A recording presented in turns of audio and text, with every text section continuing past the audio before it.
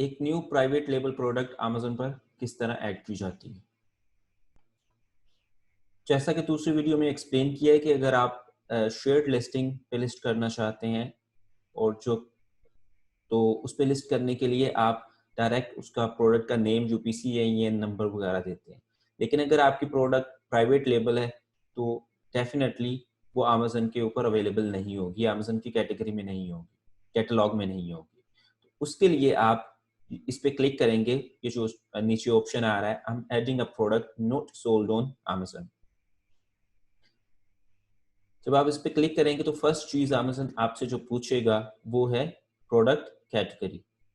इसको आप Broz tree के थ्रू भी सिलेक्ट कर सकते हैं जो आपको यहाँ पे दिखाई दे रहा है। For example health and personal care, इसके अंदर जाकर जो सब कैटेगरी आपकी बनती है आप उसको सिलेक्ट कर सकते हैं, मे बी विटामिन्स, और इसके अंदर जाकर आप अपनी रेलिवेंट प्रोडक्ट सिलेक्ट कर सकते हैं। या दूसरा तरीका इसका, अगर आपको अपनी प्रोडक्ट के बारे में पता है, उसके मेन कीवर्ड का पता है, तो उसको आप यहाँ पे टाइप कर सकते हैं। For example in this case it's omega 3, और वो आपको मैचिंग कैटेगरी अमेज़न नीचे बता देगा। उनमें से आपकी जो रेलिवेंट कैटेगरी है आपने उसको सिलेक्ट कर लेना है। ये रेलिवेंट कैटेगरी किस तरह ढूंढी जाती है, इसको हम ऑलरेडी डिस्कस कर चुके हैं अपनी जब कॉपी राइटिंग, कंटेंट राइटिंग, और जब हमने अपने कीवर्ड रिसर्च की उस जगह हम इसको ऑलरेडी डिस्कस कर चुके हैं। तो यहाँ पे आपने कैटेगरी सिलेक्ट करनी।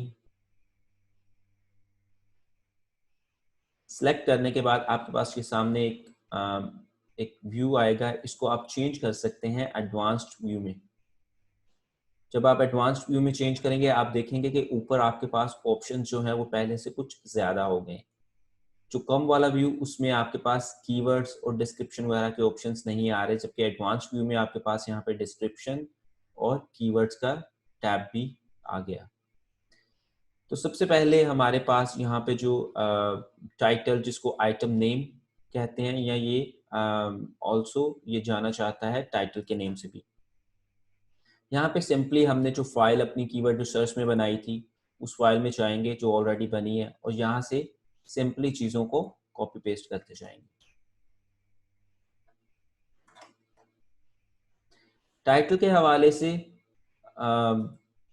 बहुत सारी और भी टेक्निक्स हैं कि टाइटल ऑब्वियसली न्यू अपडेट्स आती रहती हैं। टाइटल के हवाले से अमेज़न चेंजेस लाता रहता है, और अमेज़न ये रिकमेंड करता है, इस तरफ इनकरेज करता है कि आपका टाइटल जो है वो मिनिमलिस्टिक सा होना चाहिए, शॉर्ट सा होना चाहिए टाइटल।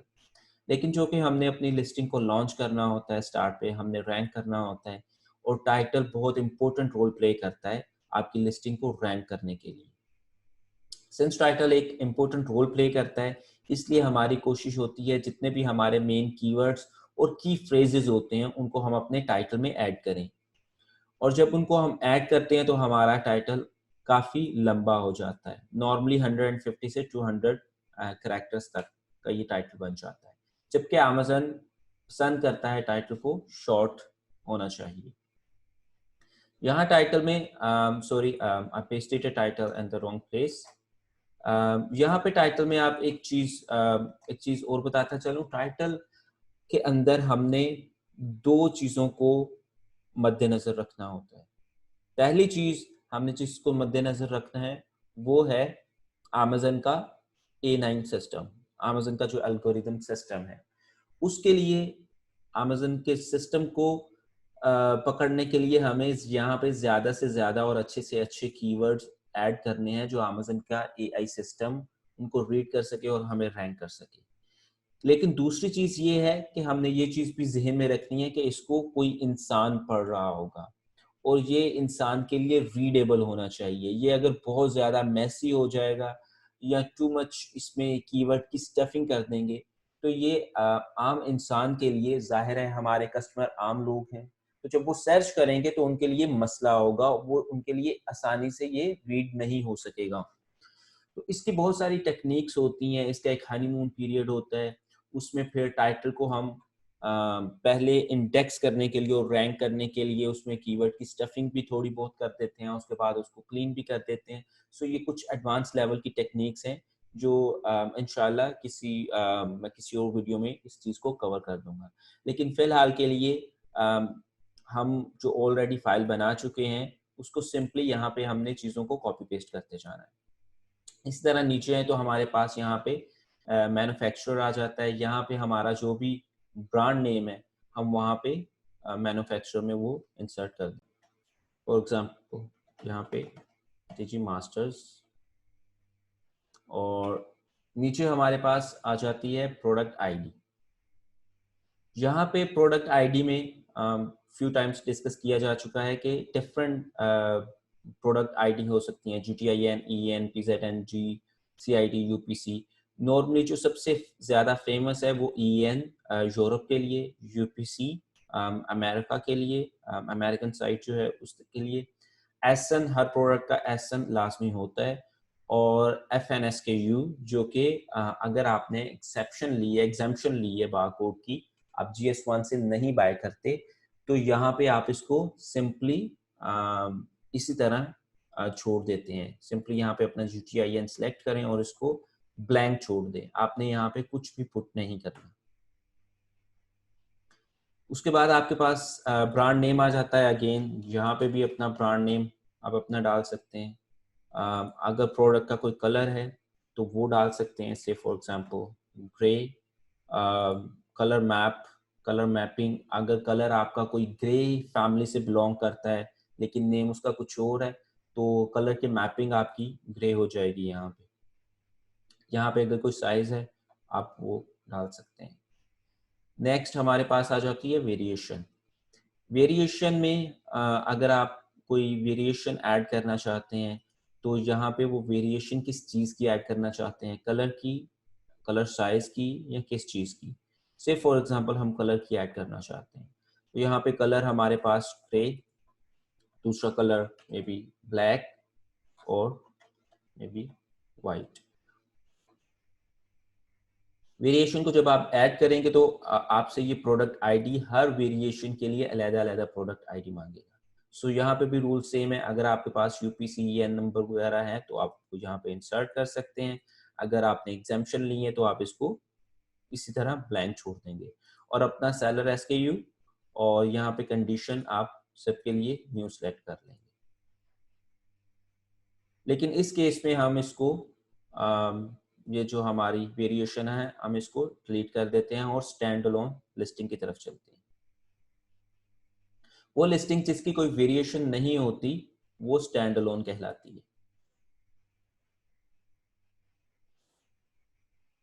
सो नेक्स्ट हम अपने ऑफर पे चले गए।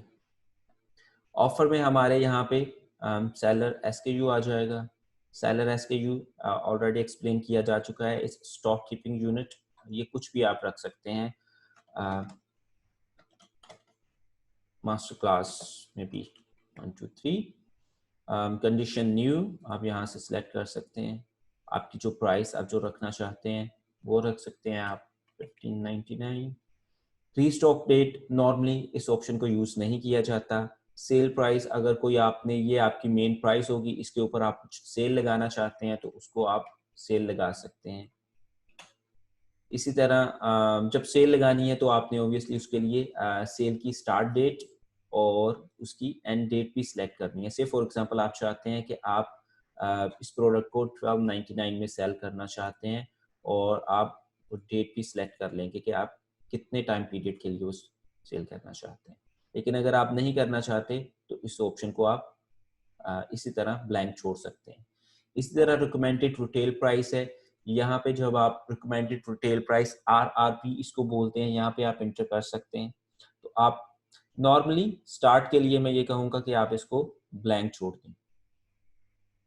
अगर कोई प्रोडक्ट का कोई टैक्स कोड है तो यहाँ पे वो इंटर किया जा सकता है, लेकिन अगेन जनरली इसको फिल नहीं किया जाता। क्वांटिटी आपके पास जितनी है यहाँ पे आप इंटर कर सकते हैं। फिर मैक्सिमम ऑर्डर क्वांटिटी, अगर आप इसमें कूपन्स वगैरह के थ्रू आपने लॉन्च करना है और आप उस पर एक अच्छा एक हैवी सा डिस्काउंट भी दे रहे हैं ऑल्दो कि बहुत ज़्यादा हैवी डिस्काउंट रिकमेंडेड नहीं होता लॉन्च के वक्त, लेकिन फिर भी अगर आप एक यहाँ पे डिस्काउंट दे रहे हैं 30, 40, 50% और आप चाहते हैं कि आपका स्टॉक एक ही पर्सन बाय ना कर ले, तो यहाँ पे आप मैक्सिमम ऑर्डर क्वांटिटी लिमिट कर सकते हैं कि एक बंदा 5 से ज़्यादा ऑर्डर ना कर सके, अदरवाइज इसको आप खाली छोड़ सकते हैं। इसी तरह हैंडलिंग टाइम, इसको भी छेड़ने की ज़रूरत नहीं है अनलेस आप FBM कर रहे हैं और आपका हैंडलिंग टाइम सचमुच में कुछ ना कुछ है।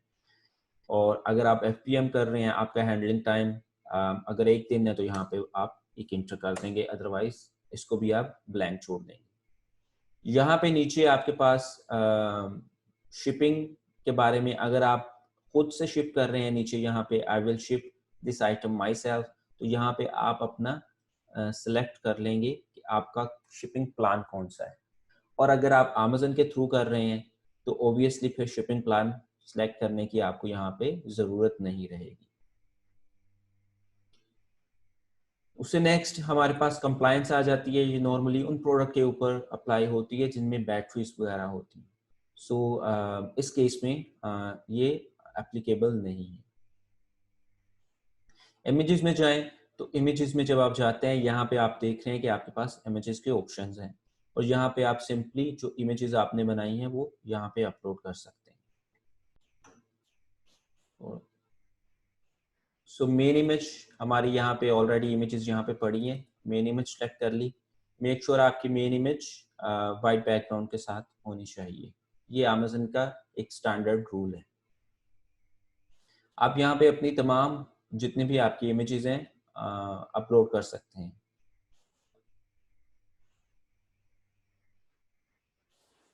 वंस आपकी ये तमाम पिक्चर्स आप अपलोड कर दें तो फिर नेक्स्ट स्टेप हमारे पास आ जाता है डिस्क्रिप्शन का। मेक श्योर ये सिर्फ एग्जांपल के लिए, अदरवाइज इट्स रिकमेंडेड कि आप एटलीस्ट 7 इमेजेस अपलोड करें। सो जो कि ये सिर्फ आपको मकसद दिखाना है, इसलिए मैं तमाम पिक्चर्स अपलोड नहीं कर रहा।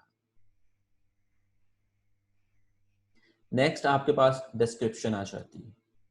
डिस्क्रिप्शन में अगेन आपने ऑलरेडी जो डिस्क्रिप्शन यहाँ पे लिखी है इसको आप कॉपी पेस्ट कर सकते हैं।